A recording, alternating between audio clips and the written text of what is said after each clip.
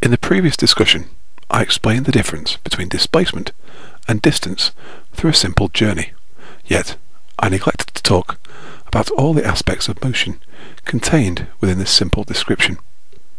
Although I was only talking about a person moving forward, standing still, and returning to her original position, or slightly beyond, there was a lot of motion I neglected to discuss.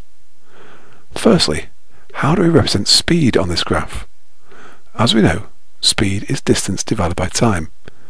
It is also without direction. From our discussion of distance, this can be interpreted as an object always moving forwards. Speed never decreases. Speed never allows us to return to our original position. Can this be true? Of course it isn't. But because we don't know what direction we are travelling in, we are never given enough information to work out if we have gone back to the original position. On a distance time graph, speed is represented as the slope of the graph. The steeper the graph, the more quickly distance is being used up by time, so the faster the object is going. A shallow line may show us that for every 1 second travelled, we have gone 1 metre forward.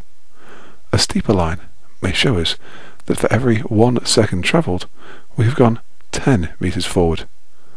We can twist and turn on our journey, but we are always either speeding up or slowing down. The gradient of our distance time graph is either 0 or positive. As distance cannot decrease, then neither can speed. Our graph goes up and up.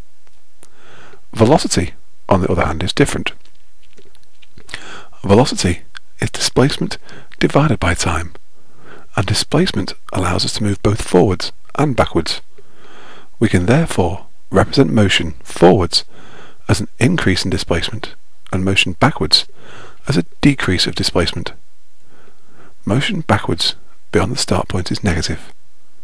So what about velocity? Velocity is the gradient of a displacement time graph. When our object increases its displacement from the start, it has a positive velocity, shown as a positive gradient. When our object moves backwards to the start, the displacement decreases, giving a line with a downward slope, so a negative gradient, and so a negative velocity. When the object moves beyond the start point, the displacement becomes negative, but the velocity remains negative. The slope is still being negative. If the object moves forwards again, the displacement will be negative until it moves back beyond the start point, but the velocity will be positive as the gradient is positive.